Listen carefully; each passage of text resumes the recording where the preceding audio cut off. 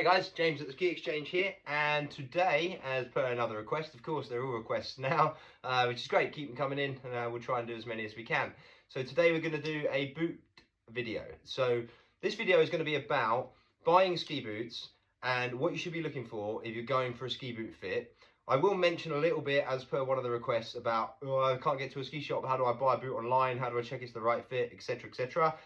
I'll say this right at the beginning, I recommend you don't buy your ski boots online. I recommend you go and get fitted for your ski boots, see someone who knows what they're doing. I'm going to give you some kind of fit guarantee with your boots, so you know you're not wasting all your money. If you're putting money into a ski boot, go and see someone that's going to guarantee that fit, so you've got a bit of peace of mind. If something's wrong with the boots, you can have them adjusted, etc, etc. Here at the Boot Lab at the Ski Exchange, number of us here fit boots for a long time, and we fit everything from your kind of 1 week holiday skier and right through to your kind of competitive skier, etc. Now, the foot does not always need the same fit.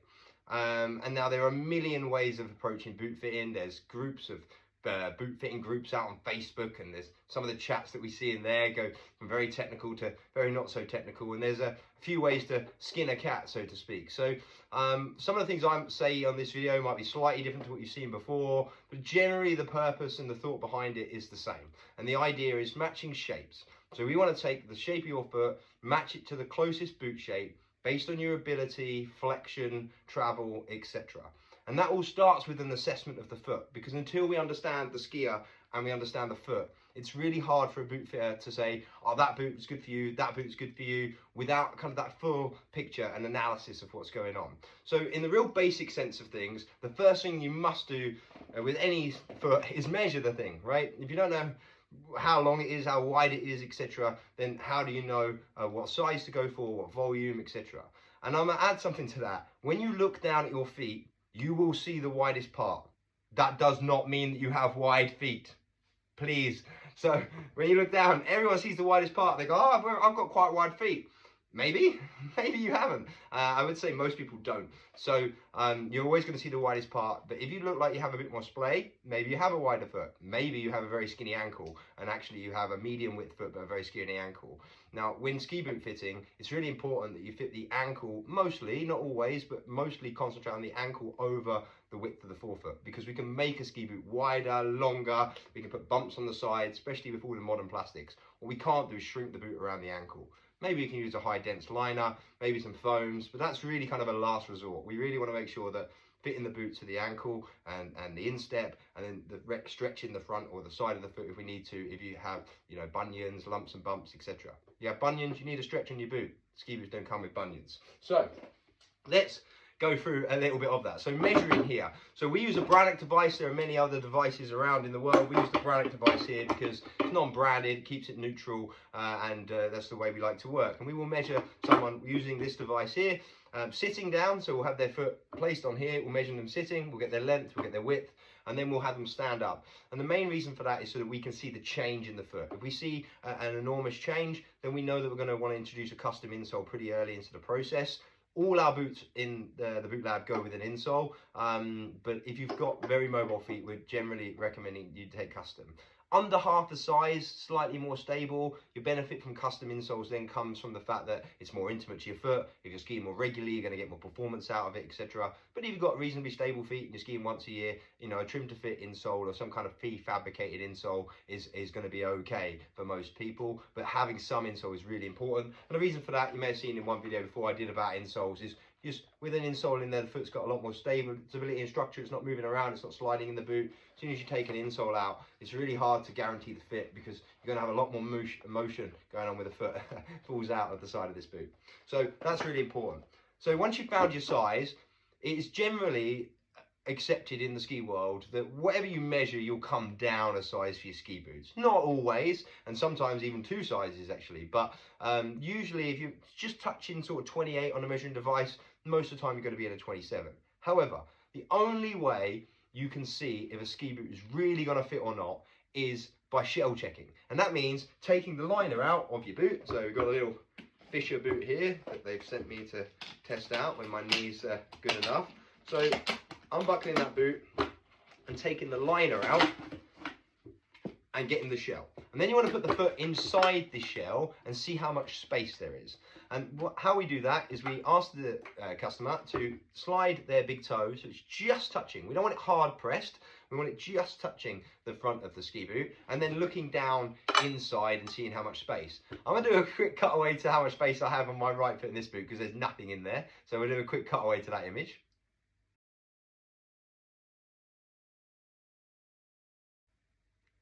And as you can see, there's not a lot of space in there, so this boot needs a lot of work for me. But that you can get away with that little amount of space if you're in the front of your boots. If you're skiing hard in the front of the boots, and this boot for me will be like a, you know, a racy type boot. I'll use it as a race boot. It's not quite a factory race boot, but I'll use that like a race boot. It's stiff, and that's what I got given it for, to test kind of on-piste hard skis with it. And so I'll be in the front. I'm not jumping in it too much. I'm not touring in it. I don't need all that toe box space. I want a nice tight hole. So again, it depends on what we're looking for.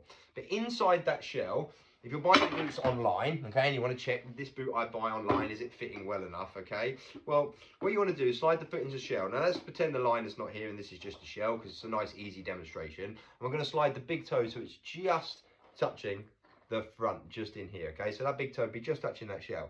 Now, just behind that heel here, depends on how good a skier you are, how much flexion you have, etc. But averagely, if you're skiing holiday skiing 1 week a year, you probably want up to a couple of centimeters behind the heel. There's a couple of ways to check that. One way, which is a bit old school, which lots of places use, we don't use these too often, but use them when we're training guys, is fit sticks. So you have 3 different types of fit sticks. You have what we call comfort, performance and race, okay? So you've kind of 3 different fit sticks, 20 mil, 12 mil and 6 mil, okay, on those. And then what we tend to use here quite a lot, because these are really handy, is these extendable Maglite style torches. And so you've got a little torch on there, so A, you can see down inside the boot when you're looking inside.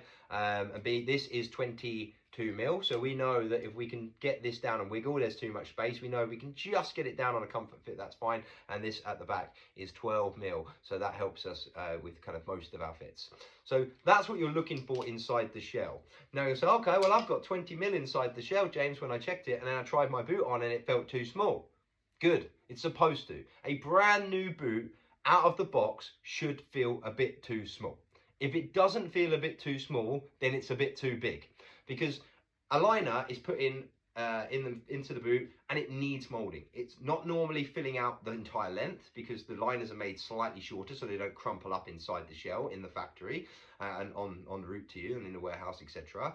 And then also the padding at the back of the liner is nice and bulky because it's not been molded to anybody, it's not been shaped, so it's going to push you forward a little bit as well. So, and that depends on the boot too, and then lower down in the level of the boot, so like a softer boot has a more padded liner sometimes for more comfort, again that's going to push you forward even more. So even in like the same boot, you've got the Ultra up here from Atomic, in the 100 you've got a much more padded liner than you have in the 130, so even though it's the same shell, that liner feels like there's less length in it when you first try it on, but not when it's molded. So just bear that in mind, it should feel a little bit too short. And then once you're in them, they want to feel nice and tight and snug. And then you need to have them molded. When a ski boot gets molded, you should have some caps on your toes to stretch the liner out, get your heel right to the back, and then any other pads that you need it. Most of the new boots, you can heat the liners and the shells, so moldable liners and moldable shells. Some shops do it all in one. Some shops do the liner first, then the shell. Some do just the liner. It really depends on the customer and what the customer needs. Boot fitting is not a simple process, but it's also not the most complicated thing in the world.